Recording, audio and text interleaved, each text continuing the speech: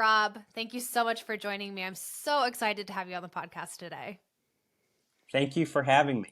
This is amazing.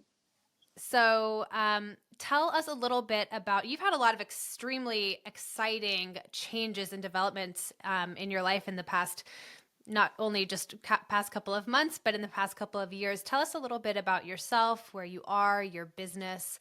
What does life look like for you right now? Yeah, really, the past year has been quite exciting for me.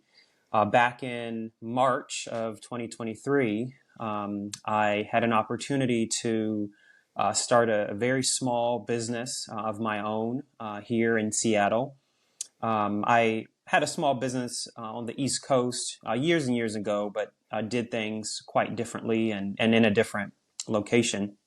But here in Seattle, had an unexpected chance to give it another go with some great families here in the area, and it's been since March. It's been quite an exciting time. We've hit the ground running, and it's just been great. So, talk to me about how you spend your time in terms of teaching versus also you, as I understand, just got your large R in judging. So, what does that balance look like for you, and where do you kind of hope it goes? Yeah, absolutely. So when I started my program back in March, it was very important to me to keep it on a small scale. And when I say small, that's sort of a term that may vary depending on who you ask. But to me, small is 6 horses, 5 to 6 horses.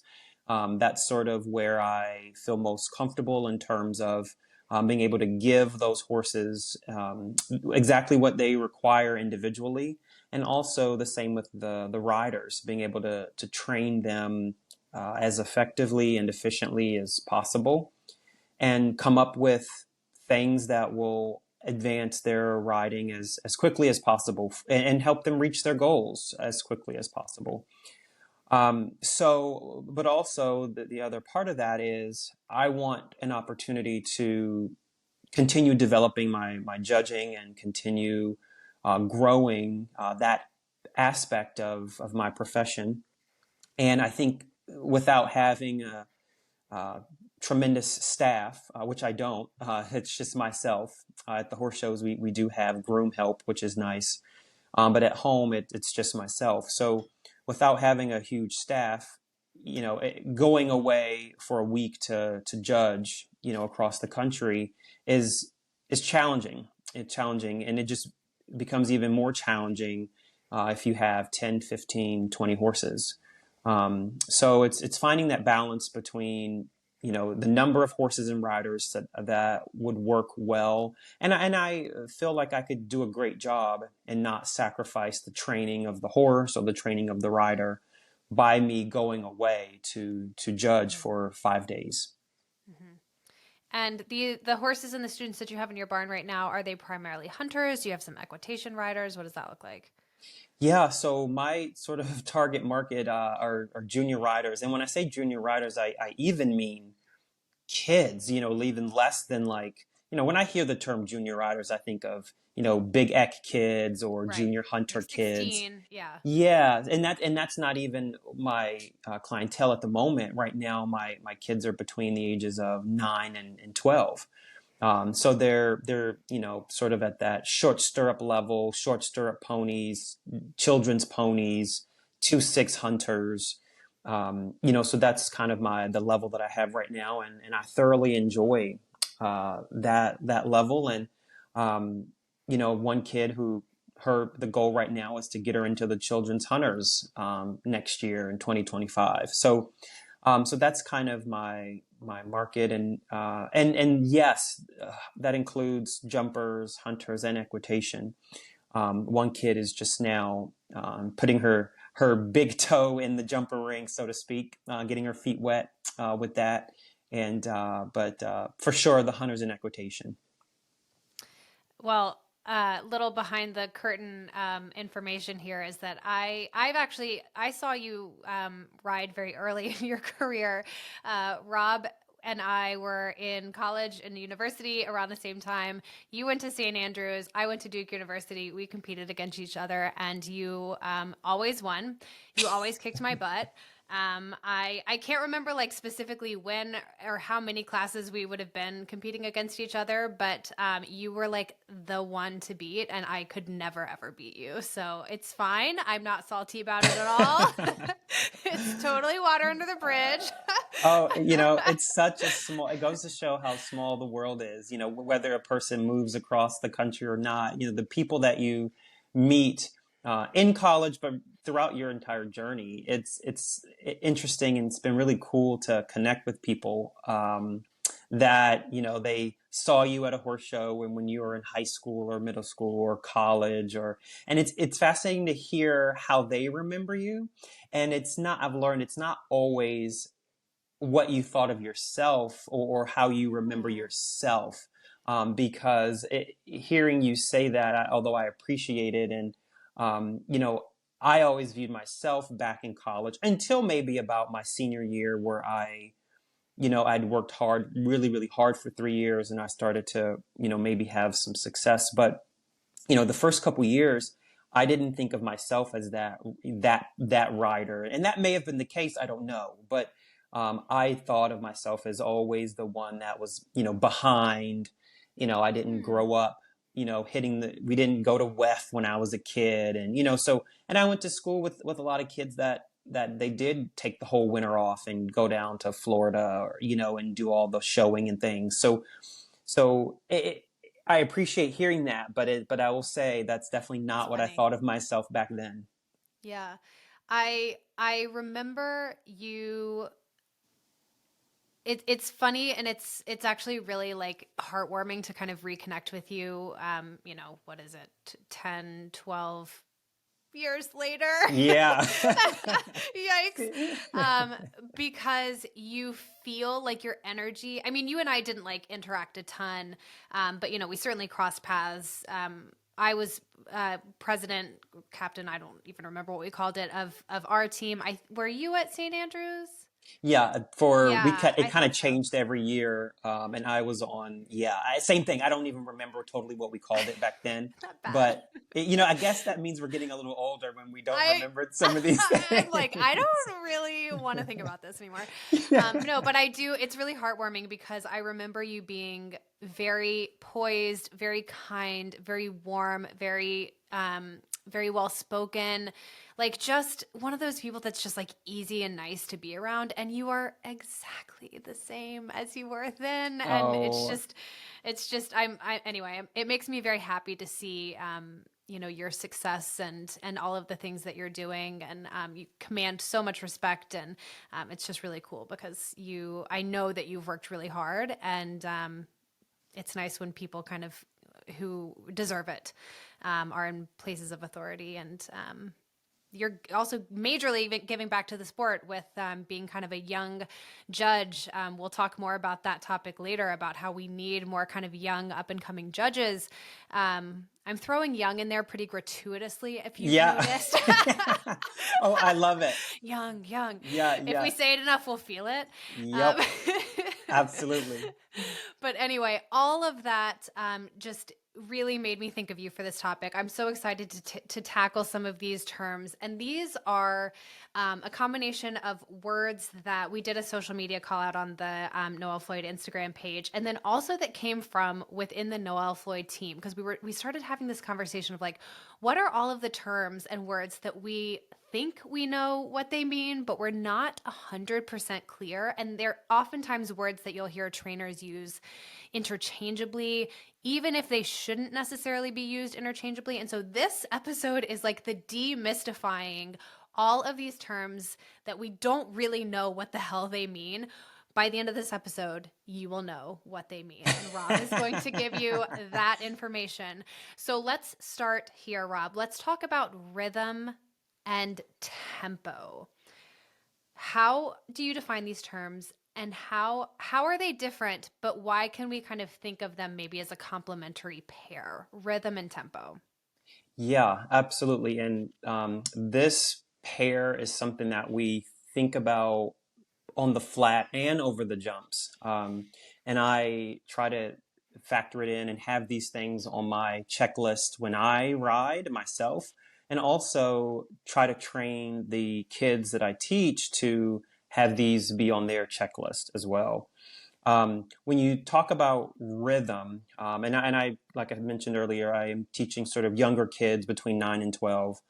Um, Sort of a thing to talk about first with these kids is for them to learn the beats of a gait. You know, how many beats does the walk have, the trot, the canter. We typically don't talk about the gallop because I don't want these kids galloping, but how many beats does the gait have, and then also what are the footfalls? We typically jump in the canter, you know, unless it's a trot jump, but we jump in the canter, and so we will talk more about the canter, because that is the most important part when you're showing, and certainly when you're judging. So when you talk about rhythm, I like to attempt to describe rhythm as the regularity of these footfalls. So if we're talking about the canter, you know, I tell the kids the canter has 3 beats. These are the footfalls, depending on what lead you're on. And the rhythm, you know, is thought of as the regularity of those footfalls. And whether you're flatting or whether you're jumping, but especially if you're jumping, your horse is going to be easier to adjust, and the jump itself is going to be easier to measure if the regularity of these footfalls, if there's some consistency to it. If beat 1, 2, and 3 are happening at very inconsistent, you know, intervals, adjusting your horse is just going to be a little more difficult. And then measuring the jump accurately is going to become a little more difficult. So that's how I think of rhythm is, you know, how consistent are those 3 beats? Does beat 1, 2, and 3 happen, you know, in regular intervals, or is it frequently changing when they hit the turn, or is it frequently changing when the horse sights the jump? You know, because that can happen Mm. too. You know, and so when the horse wants to change these intervals, or sometimes the rider wants to, you know, accidentally change these intervals, are we able to identify that and get back to something a little more consistent? Okay. So how does that then relate to tempo? Yeah, so I like to, and I'll be honest, in my teaching of the kids, I talk less about tempo. We talk more about rhythm. I feel like tempo is kind of one of those sleeper terms. Like we don't really talk about it very much. I don't know if we even need to talk about it very much. But I've heard trainers use this word, and now that you're talking about rhythm, I think they were using tempo, but they meant rhythm. So how do you define tempo, and how is it different than rhythm? Yeah, so I would use tempo and describe it as perhaps the speed of the rhythm. So I try not to use tempo and rhythm as the same thing. I have heard people use tempo and rhythm to describe, you know, the same thing, or they'll use it, you know, to sort of mean the same thing.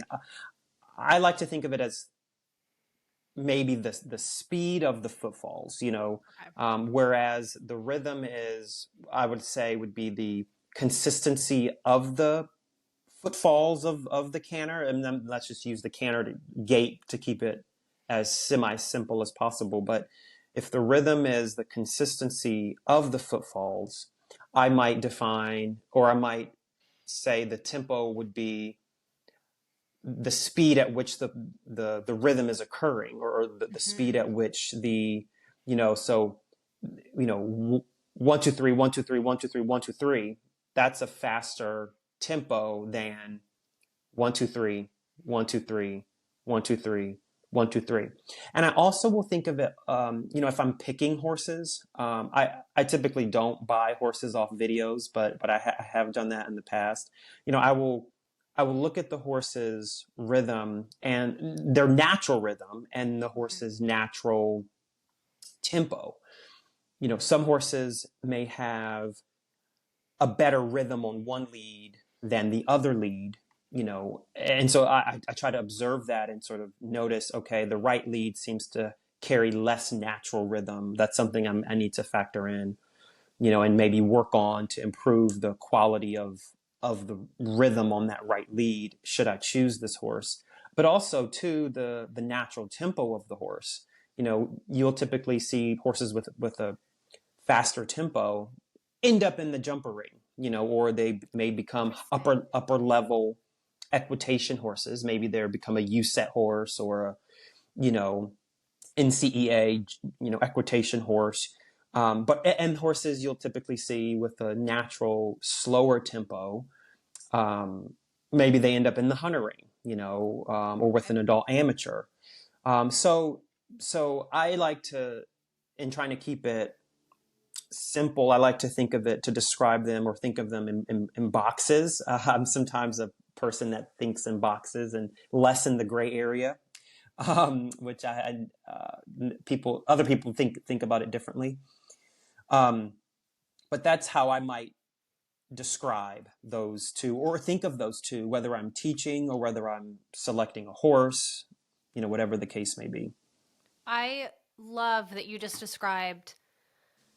I can very clearly envision that hunter tempo being different than maybe like that jumper kind of tempo, like the hunter tempo.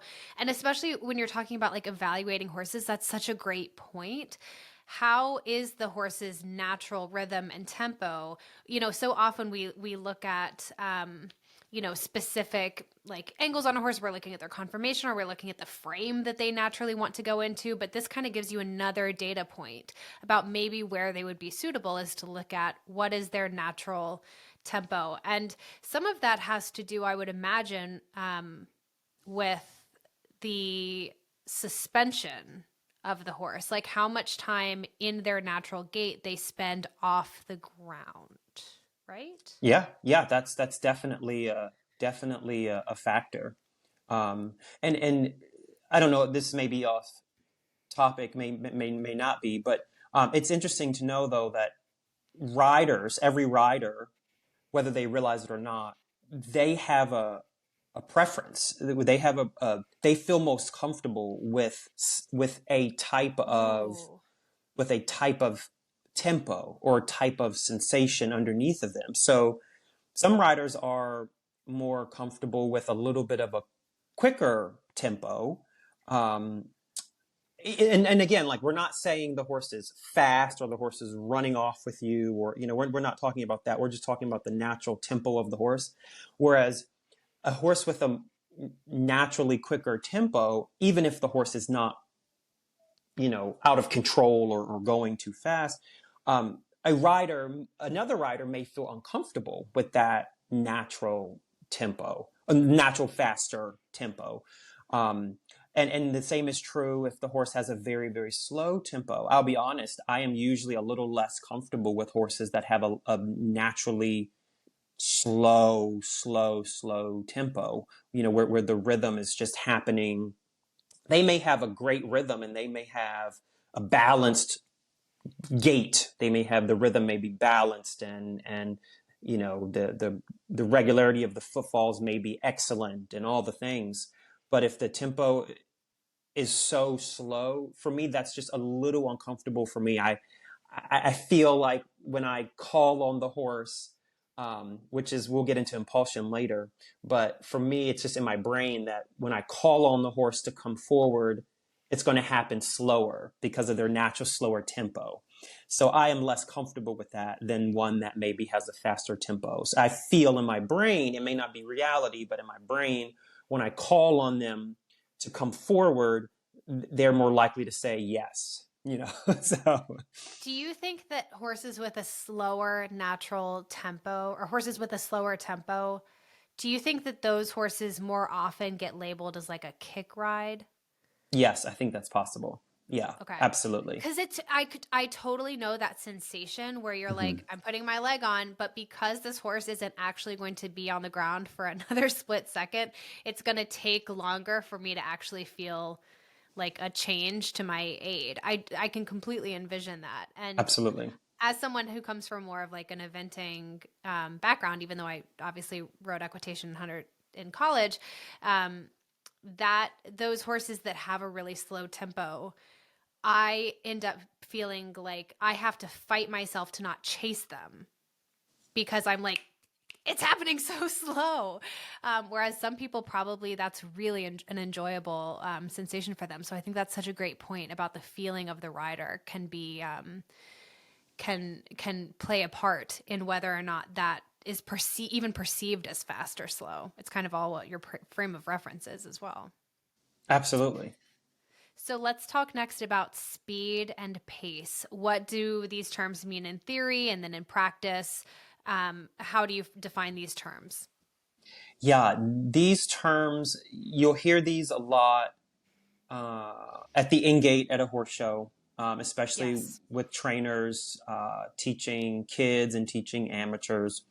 One thing that I've observed and overheard is the misuse of pace and or the misuse of speed, um, eh, even in the family of impulsion, which like I said, we'll talk about impulsion later. But um, you know, honestly too, we can. How technical do we want to get? Do we want to take it down to physics? And when we can, we can.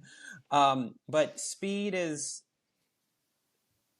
the distance divided by time, whereas pace is time divided by distance.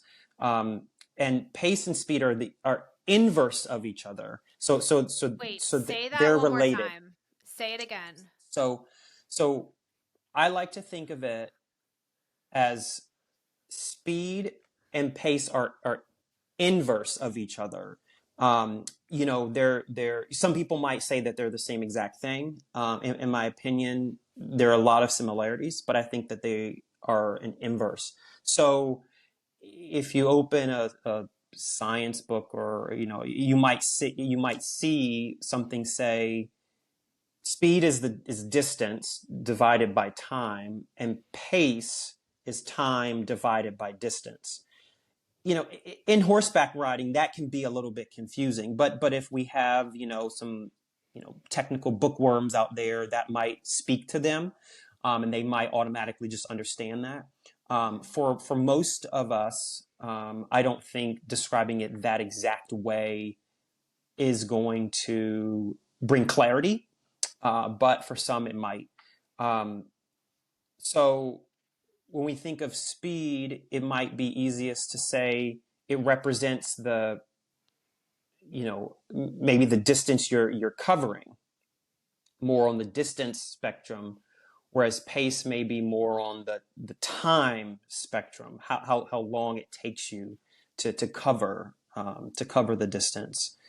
In horseback riding, oftentimes those terms may be used. If you're at the horse show and your rider crawls to the first jump and they are actually going too slow, you may hear the trainer say, "Pick up the pace," and you kind of wonder, are they meaning pick up the speed? Are they meaning? Did they actually mean create more impulsion? So it can be a little bit um, confusing to even as a trainer to really think about and really articulate what you mean based on what happened. And there are times when you do want the rider to increase or decrease their speed, or increase and increase their pace, and or increase their impulsion. I mean, typically you won't necessarily want a rider to decrease their impulsion usually. So it's observing what occurred, and as a trainer, we do as best we can to keep it super simple. There's some concepts when you're teaching, whether you're teaching adult amateurs or kids, or even a big eck rider. With big eck riders, you can be a little less simple sometimes, but for most of who we're teaching, it's easiest to keep it as clear and as simple as possible. Unfortunately, what sometimes happens, a symptom of that is maybe misusing some of these, 5 to 8 terms that we're going to talk about today. As I think of pace as sort of time and how long it takes you to get to that distance, I distance meaning, let's say around the course. Yep. In the jumper ring, I think, uh, although in a rider's brain, their reaction to hearing pace and speed are going to be very similar. But if you look at the technical, definitions, I think pace can be more helpful in the jumper ring, let's say, mainly because that there is a clock. There is the idea of a clock. Just like if you're a runner and you do track and you do cross country running, there is a clock. So there's a time, there's seconds and minutes that you're comparing yourself against or pairing yourself to, as it also pertains to the distance, the measured track in the jumper ring.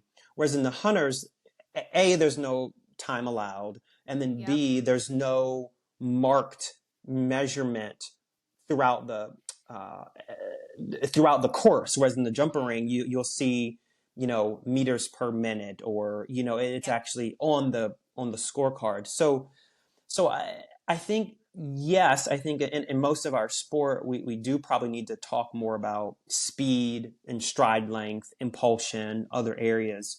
But the technical term of pace, I still think is relevant depending on what the actual objectives are and the actual course that you're jumping. I think this next term is really going to be the one that probably most people listening are going to have the most recognition of, like, oh, I'm very frequently working towards this term, and that is impulsion. Um, Impulsion is, as you hinted to it this a little bit earlier. You said impulsion is not something that you frequently want to, like, take a lot away from. Talk about how you define impulsion. I'd also like to, from a judge's perspective, what impulsion looks like to you, what good impulsion looks like to you when you're watching a course. Absolutely. So in my opinion, you have natural impulsion and then you have created impulsion. Some horses, based on how they move and how they're built, they're going to have a level of natural impulsion. And sometimes that is just quite enough. That is sometimes, quite enough. And so the rider rarely has to create any additional. And then sometimes you have horses that do not have a lot of natural impulsion, so it has to be created by the rider. A way that I grew up defining or thinking of impulsion is harnessed and controlled energy.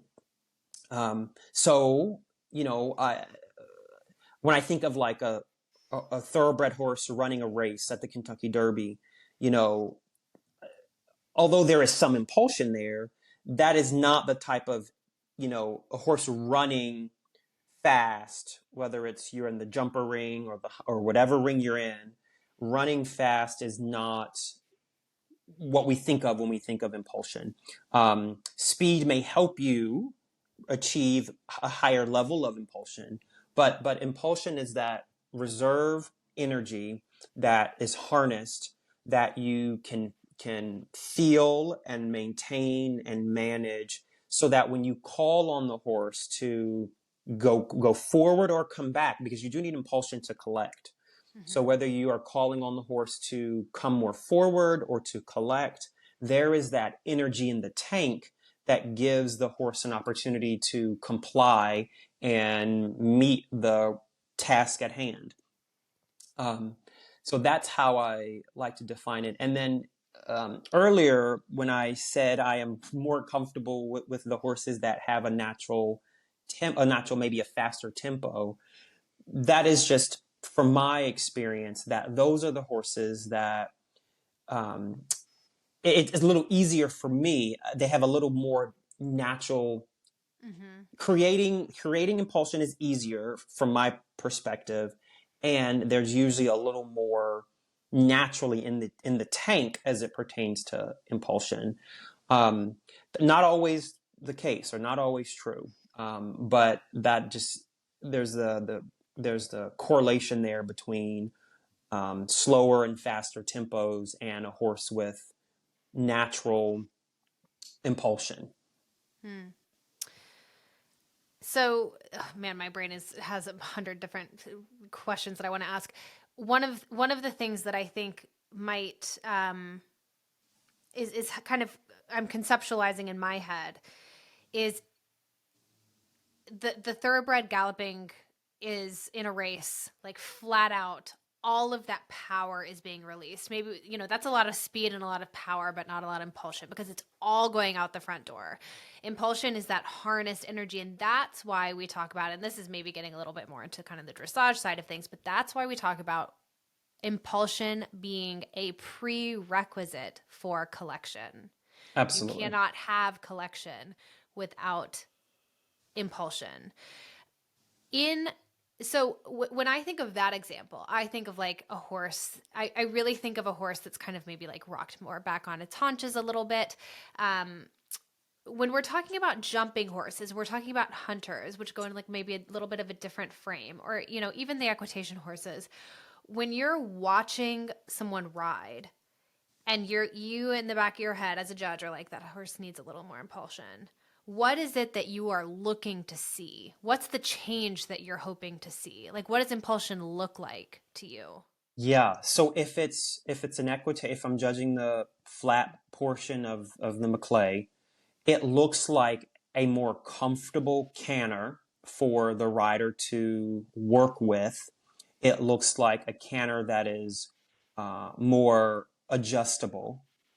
It looks like you get a feeling that it's easy to follow the motion, the forward motion of having impulse. It's usually, again, from my perspective, it's usually easier to follow the motion of the horse when they have a better quality and more impulsion compared to a horse with less impulsion. I find that the horses with less impulsion, I'll also see the rider against the motion in the canter. The arm is working against the motion, and the arm is locked, Mm. um, and those things are related, right? Like if the horse naturally has amazing impulsion and the rider hasn't learned how to follow the motion, then the rider is like constantly taking away. So there's that relationship too. But also, you know, in the flat, it looks like those things. Um, when I'm watching a jumping round, whether I'm judging hunters or whether I'm just standing at the gate and watching a jumper. I'm not a jumper judge, so I don't judge jumpers. But if I'm just watching a jumper go, or if I'm actually judging the hunters, it looks like, again, the rider can adjust the horse's stride better or a little easier. It also looks like the horse comes off the ground with a better quality canter. More likely, the horse is able to push off the ground better with more power, more energy. Mm-hmm. It might look like the horse's front end, you know, what we call, has a crisp front end, that brings the legs up rhythmically. It might look like the bascule of the jump a little bit rounder, a little bit better. Um, so it might look like those things compared to a horse with maybe less impulsion, maybe easier to, or I'm sorry, not as easy to adjust and measure the jump. They may not come off the ground as cleanly or as smoothly. The front end may be not as even, maybe a little bit flat. Maybe the legs are not as crisp. So it can look like that if we're trying to, paint a picture. Yeah. Something that I'm realizing too as you're talking about this is, there are horses that have more natural impulsion than others. There are certainly riders that can ride that impulsion better than others. But also that impulsion is not unconditional. Like so much of what you're talking about, I'm thinking about if the horse has physical issues going on, even if they are a horse that naturally wants to have tons of impulsion, that's not going to come through because of some sort of physical limitation. So, like, I'm thinking about horses that are footsore, horses that maybe have, some arthritis developing in the hocks, something that's creating a kink in that hose of energy from back to forward. Even for a horse that naturally has a lot of impulsion, that's going to disrupt their ability to create it. 100% from the physical perspective, and then of course also the training perspective. Mm-hmm. I always, every now and then I'll remind my students that, what we're doing with horses, jumping them and riding them, I don't know if that was their ultimate intended purpose when the horses were put on the earth. Yeah. Maybe it was, but in my opinion, that was not their intended purpose. Was for us to go to thermal and jump them.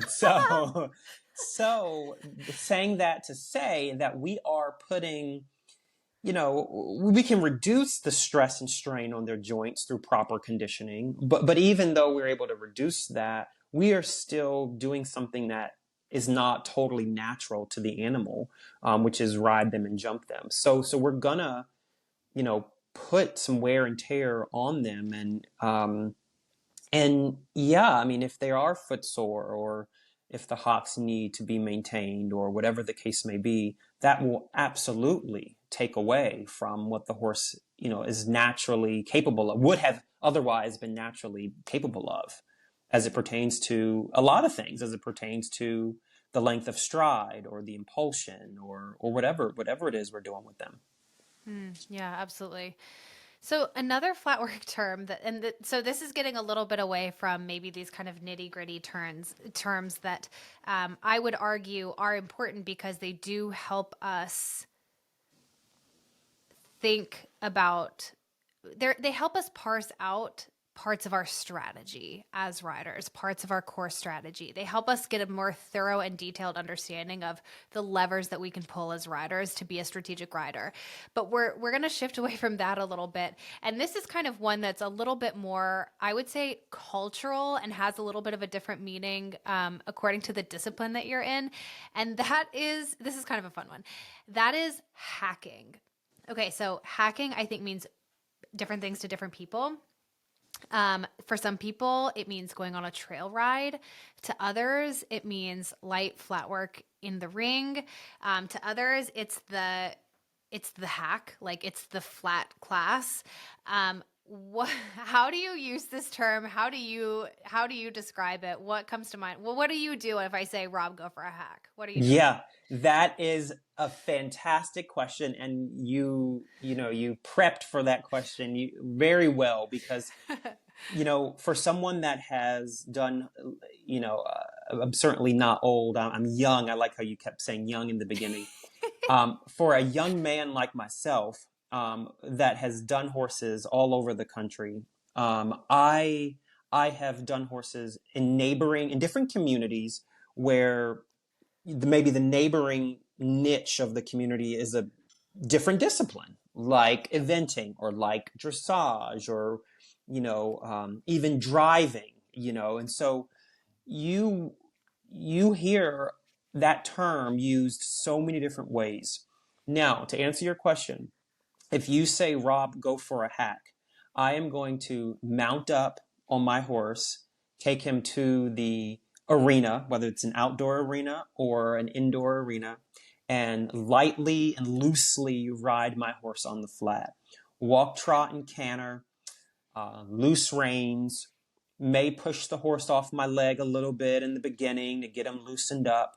But other than that, I am not calling on him to do anything except obey my simple commands of slow down a little bit, speed up a little bit, turn left a little bit, turn right a little bit. But it's a very light, casual ride. Okay, so what's the purpose of that ride? Is it for a recovery day? Is it still a little bit of fitness? Like what are you trying to get out of that day? Yeah, so usually for me, not fitness. It could be a recovery day. So if or recovery period. So, for example, if my horses have been showing for 2 weeks straight, and let's say we have a third and final week before they get a total rest period, Hmm. on that Tuesday, it's schooling day, I'm not going to jump them. I'm not going to really even do heavy flat work. They've just been showing for 2 weeks. We've got one more week to go. They're tired. Even though I might have to show them Wednesday the next day, I'm just going to hack them. I'm going to lightly get them out to stretch, let their bodies sort of recover from the past 2 weeks, um, loosen up. Now, when you use the term recovery, I think of the times that I've seen jumper riders, come out of a meter 50 class or, big Grand Prix class. They don't come out of the ring and just get off their horse. They come out of the ring and they take their horse. The most do, and most should. Let me say that. But you'll see a lot of the top riders go back into the schooling arena, and they will. You can even call it hack. They will hack their horses for 5 minutes. Warm down. Loose, Yeah. yes, loose trot work. Let their muscles kind of take a breath. Let their muscles recover. Let the horses kind of get their breath down. So they may go on a 5 minute loose hack after they just did a meter 50 class. So yeah, I mean I've not heard it used to necessarily get your horse fitter. I'm not saying that that's not possible. I think perhaps that is possible. Because if you go for a 2 hour hack every week, that's probably going to get your horse fitter. Um, but I think of the eventers that I, you know, worked in a close community with when I was in Southern Pines, North Carolina. There are lots of eventers, and they would always call it hack out. Yeah. Where they're going out and they're riding on the trails. They're not walking necessarily, but they're riding on the trails. Um, that, in my opinion, that can be seen as a fitness thing because if you're doing trot sets up and down hills, like a lot of the eventers would need to do to get to, help their horses be in better condition. I think that idea is more likely to get the horses fitter than my view of what hacking is. My technical way of what I view as hacking, that's not going to get my horses fitter. And I don't use that to get my horses fitter.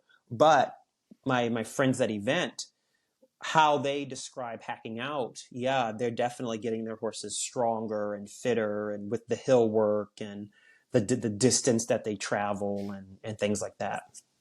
Okay.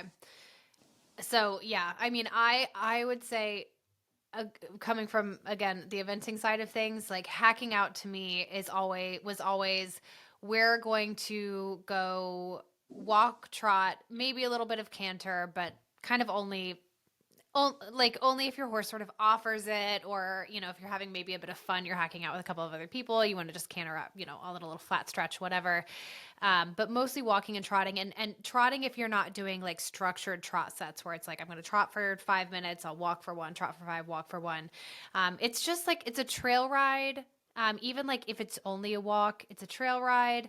Um, it's that like mental break for your horse. It doesn't sound, it sounds like the spirit of hacking out though is kind of the same across disciplines, where it's like it's supposed to be pretty relaxing. It's supposed to be kind of maybe like a bit of a physical or mental, break or recovery or stretching for your horse. The other thing that I love that you touched on is like that warm down period. Dr. Jenny Susser, who was a Olympic sports psychologist for the U.S. Olympic dressage team. She's been on this podcast a number of times, and she was an elite swimmer. And I was talking to her the other day, and she said, we were talking about, she was explaining how there's such little sports science that's brought from the human world over into the equestrian world, and we have some catching up to do. And she said, for instance, like sometimes you don't even see people warming down their horse.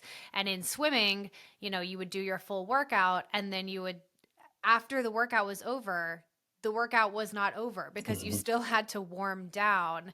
And it's about, preventing lactic acid buildup and all of those sorts of things. So I love that you pointed that out because everyone should be warming down their horse, whether you call it hacking out or whatever you do. But I love that. Yeah. So, we're gonna take a little bit of a detour, and this is kind of where my curiosity kind of steers the podcast a little bit. But I do want to ask you about this topic as a judge and and also as a rider and trainer yourself. So you're not just a judge, but you really know, like, what is it actually like to train horses, to train kids who are developing their skills on horses, to train horses that need to be able to tolerate kids, and and be safe and be effective and do their jobs well. So we can't always talk about these things in isolation. You're a judge that watches these things happen and has, I would argue, a role in shaping the sport, what's rewarded, what's not. But also, you have the dailiness of this job as well. And this is like a bit of a hot topic. But the background of this, Rob, is that I was at a hunter warm up, and I won't say which one, but anyway, I found myself standing beside this hunter warm up ring. And again, it's been many years since I competed in the hunters. But I looked around, and every single horse or pony in that warm-up ring had draw reins on. And it was like, once I saw it, I like couldn't unsee it. And it was Hmm. just different because I grew up doing, I grew up doing the hunters, but at a lower level. Like, we did a lot of C shows and stuff like that. So it was never like, I was never going to to anything too exciting. I was never going to Wellington. But it just was this moment where I was like, whoa, Hmm. it's a lot of draw reins around. And like, I wonder if every horse in this ring really actually needs them, or if we're just so comfortable with using them now that it's kind of like a martingale. Like, oh, every horse goes in a martingale. Like, every horse goes in draw reins. I'm so curious what you think, and if you can just shed a little bit of perspective on this. Yeah, it's funny how several things I thought were interesting, and funny that you also added in the martingale component, because right now I don't take too many to the horse show. You won't see me at a horse show with more than 6 horses, Mm-hmm. but I have 2 horses right now that never wear martingales. They're not necessarily the biggest fans of them, and quite frankly, they don't need them. So they don't fit into, and they're beautifully conditioned. They're very attractive animals. So the martingale does not do anything for them for aesthetic reasons. Back old school says, oh, dresses the horse up and this, that, and the other. Well, we're fortunate where we were able to secure horses that didn't need too much additional dressing up, but so they don't even wear martingales. But to go back to the draw rein topic, I agree. I do see them being used a lot, excessively, and sometimes overused. I think, depending on the horse or the trainer, or both, they can be misused. But I'm also a believer in them. I'm a believer in, with certain horses, how they can help or benefit the horses. Um, I'm also a horseman enough to know when to take them away. And I think that's what a lot of people miss, is the moment when we should take them away, meaning the horse now understands whatever it was you were trying to help them understand, and they're actually now overdoing it, or doing something falsely, you know, and whether it's they're now giving you false flexion or excessive flexion, um, And so at that point, or hopefully before that point, the trainer and rider ought to take the draw reins away if a horse is, giving false flexion or too much flexion. Um, so so for me, it's definitely on a case by case. Like I said, I have some horses that I have never put draw reins on, nor would I ever put draw reins on, based on the feeling I have when I ride the horse, and based on my perception of the likelihood of them learning something that I don't want them to learn. And then I have horses that I ride on the flat, and I ride them on the flat 50% of my rides in a very casual, loose, non-excessive pressured way.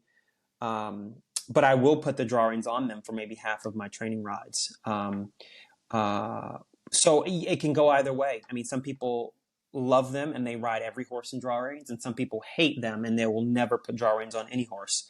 I don't love either of those schools of Mm-hmm. thought. That's just I'm sort of maybe in the middle, case by case, horse by horse, season of the horse's life type of a Mm. approach.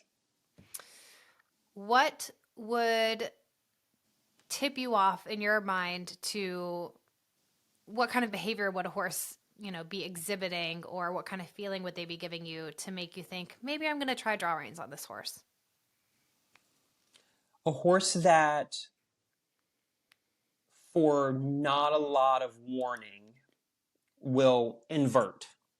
So I have good enough feel to, if a horse is giving me any sort of warning that they are about to raise up, I can put my leg on, I can feel the bridle and perhaps prevent them raising up or even reduce how much they become inverted.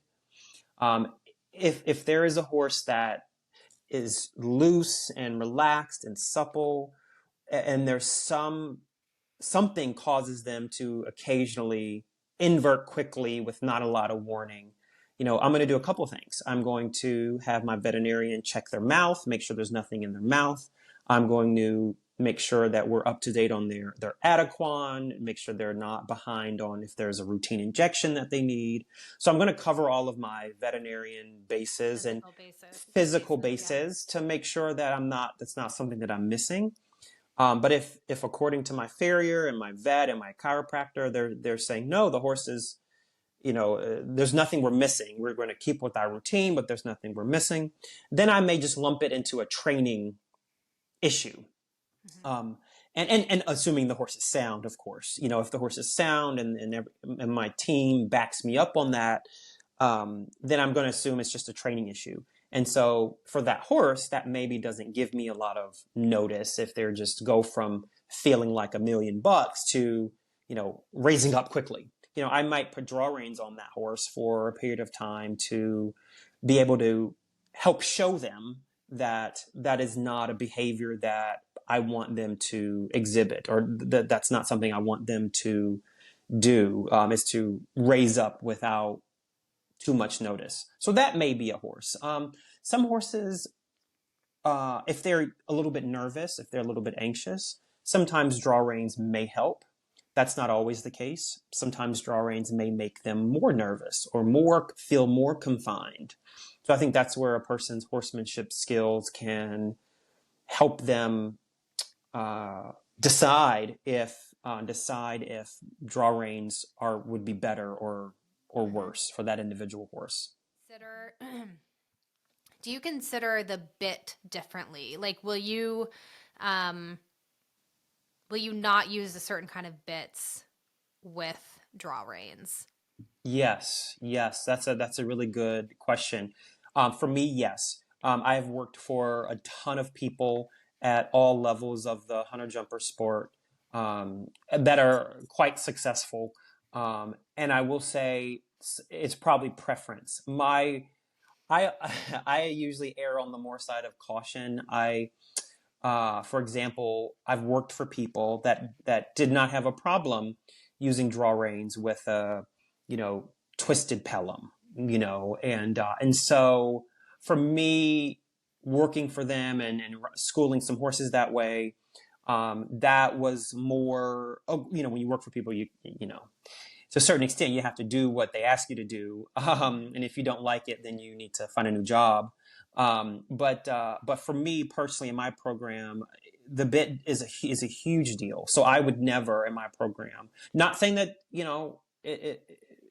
not saying that if you do that, then you are an evil person, but I will just tell you, I will never use draw reins with a pelham. It's just not my preference.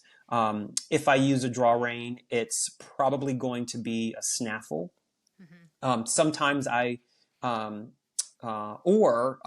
have one horse that goes in it's a rubber gag. It's a soft rubber gag, but the rein is just on the snaffle portion of the gag. The rein is not even attached to the leverage portion.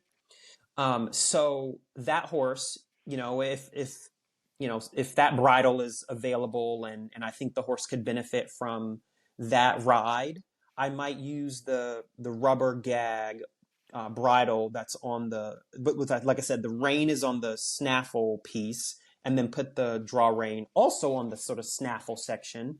I won't put the draw rein through the leverage gag bottom section. I've seen people do it that way. So I've seen people do draw reins with an elevator bit. Again, not saying that you are an evil person if you choose to ride a horse that way. I'm just saying I am not going to ride a horse that way. That's just my preference. If I feel like I need all of that, I will wonder if I have the right horse, or if I'm the right or if you have rider or if you for have that a horse. big hole in your training, if you need to go 5 steps back. Absolutely. Yeah, fair Absolutely. enough. Rob, this really kind of ties into this whole conversation about sort of one of the things that you've spoken about frequently in this conversation is that you're saying that for you would or would not, do certain things. And it kind of leads us to this idea of our own self authority, right? And how much authority do you have to make decisions? You have your own program now. You're a large R judge. Like, you are very established, but I think for a lot of other people who might be listening, maybe they are, amateurs and they're not quite sure like where that authority lies. And it sheds this larger question of like, who gets to make the decisions in our sport? And now again, you just recently received your large R as a judge, and there's been some conversation, I think, in the sport in a few different ways about judging and the authority that judges have. And one of those conversations is simply that there aren't enough young, up and coming judges like yourself. We're going to see, a lot of retiring judges, and who's going to backfill those. And another question is, since judges have such a huge influence on the sport, who is, I suppose, worthy enough or legitimate enough to be a judge? And does your riding skill and your riding career exclude you from being a judge? And so here's the question that I have. You are somebody who, you have your program, but judging is a really big part of where you want to see your career go in this sport. This is a skill that you are actively developing. You have developed your skills in your career of judging.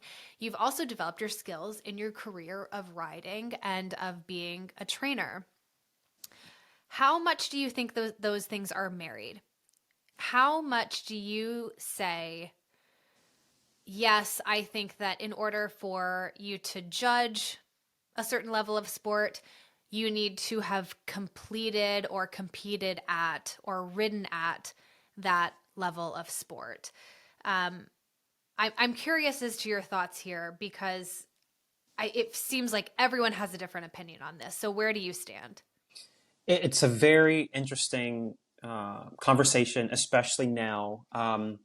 The USEF and the USHJA have just been they've always been in the process of revamping and organizing how officials become licensed. But um, there's a mentoring program that people can become licensed, and then there's a traditional route, and there are different requirements depending on the program that the applicant chooses, and the path that they choose. It's interesting that you bring that up because the USEF has just reorganized their requirements for applicants who would like to become licensed. And one of the additions that they've added is for applicants to have 3'6" in height or higher experience, whether the applicant is showing at that height level, or they are training or have trained riders who are showing at that height and higher. And so they are trying to relate or marry the two ideas. And I understand why they are doing that. I am not so sure it will have the desired outcome. It's probably the best way that I can word that. Um, I, Through my experience, I have learned height that a rider shows does not give too much information about their actual knowledge, does not give too much information about their experience, their horsemanship, um, their true understanding of theory, how organized they are on pen and paper, how much quality they can see in an animal. I don't think there's a direct way to relate the height you jump to those critical things that, in my opinion, make a good judge.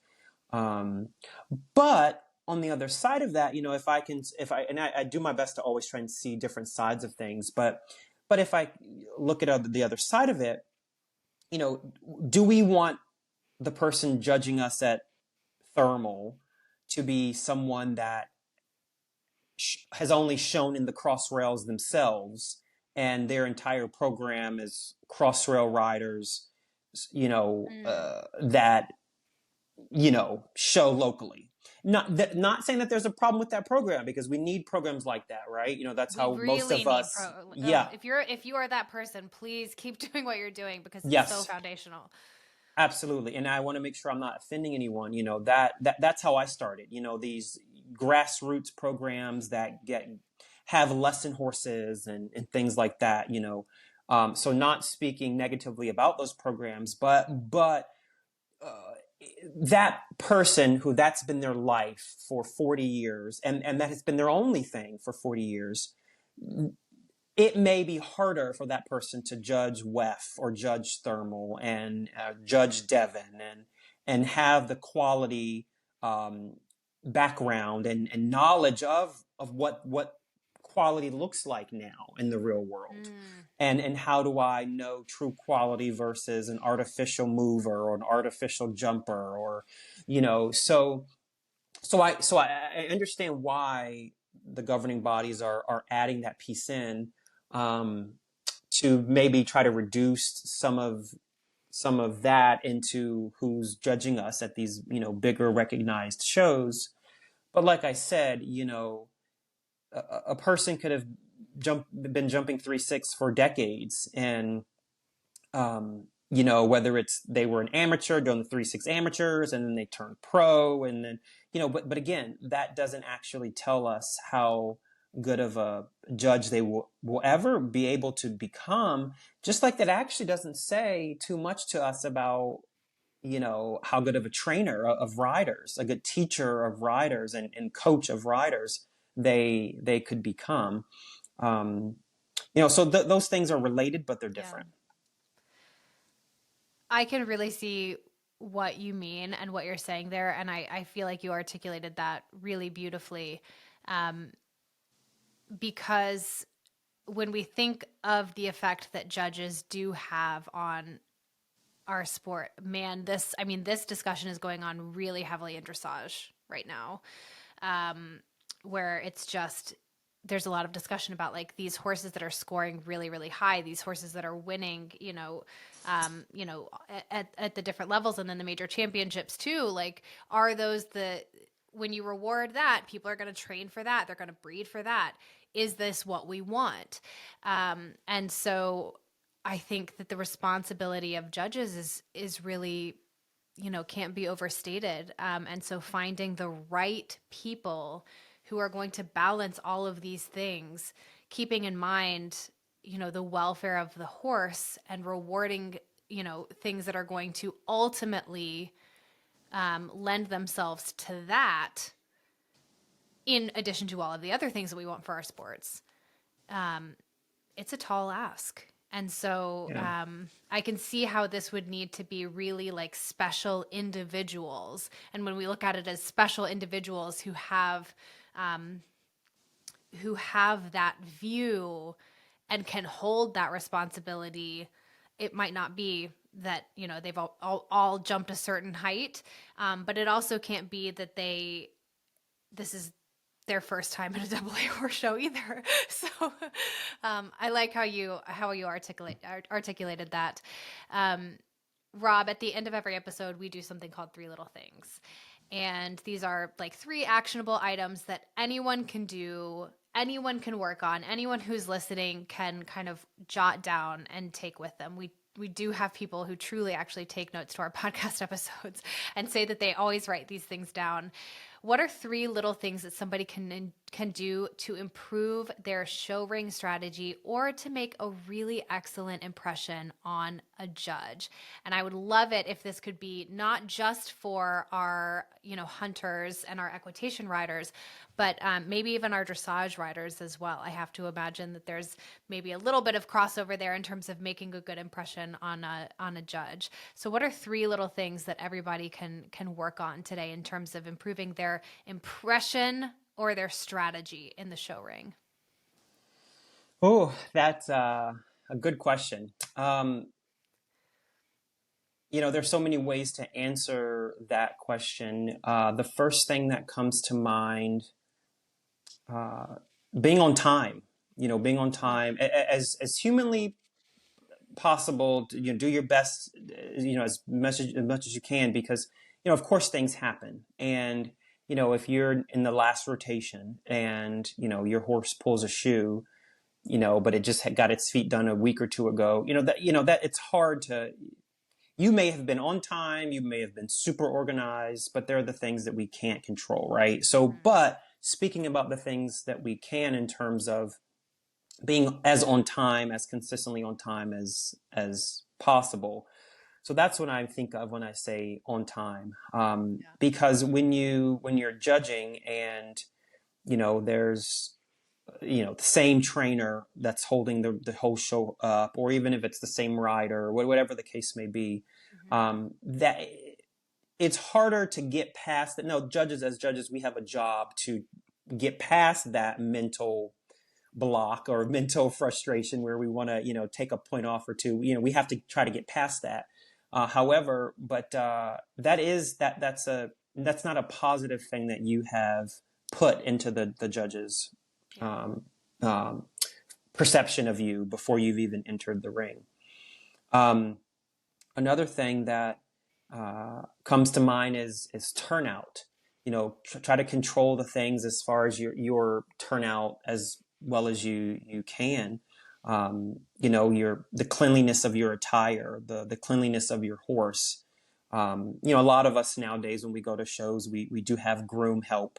But we're all human, and sometimes the groom may miss shavings in the tail and things like that. So that then is our responsibility to, remove the little bit of shavings in the horse's tail before we get on. Or, if my guy brings the horse to the ring for me and I notice, the keepers on the bridle, or some of the keepers are not in, and, I'll put the keepers on and make sure everything is turned out well and polished. That's something that, we have control over. Yeah. We can do that before we go into the ring.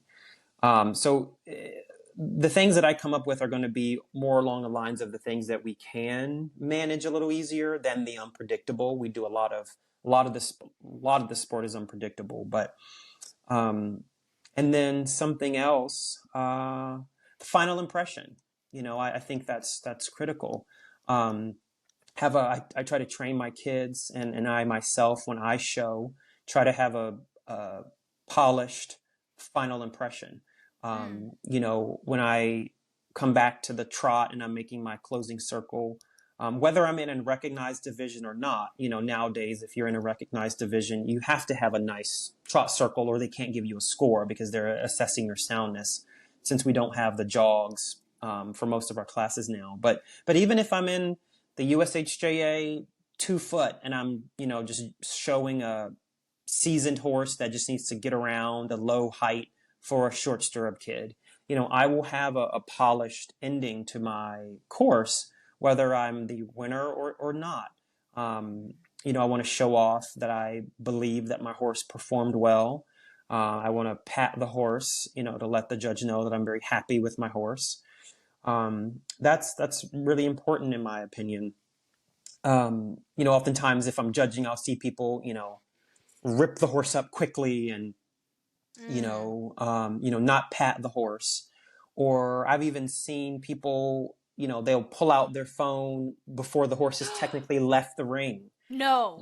Yeah, busy professionals. The horse is technically in the ring. They've got maybe two walk strides to go. I've seen them pull out their phone and they're probably, I'm going to guess that they're organizing their next horse, but Mm-hmm. but still that's not a polished, why not wait the extra 10 seconds, until you're Mm. fully out of the ring. I've seen people hike their leg up and loosen the girth before they're out of the ring. Like these types of things are just, it doesn't put the final impression in the judge's mind. And that type of thing, if it's especially if it's a competitive class, that's a tiebreaker, Yeah. that's going to go, oh, well, Or I you're thought just you looking were. for those teeny tiny differences. Yeah.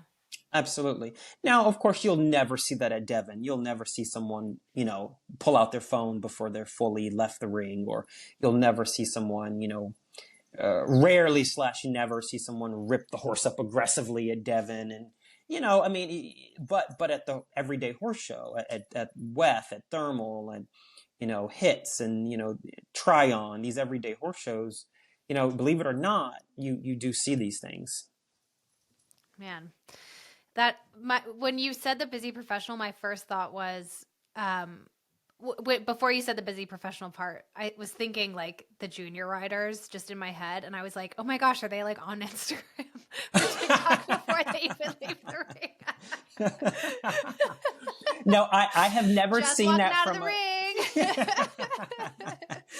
I have never seen a junior rider do that, but I bet you some Okay. judges have. I bet you some judges You'll have to text me the first time you see that. We'll add it back into the episode. Yeah.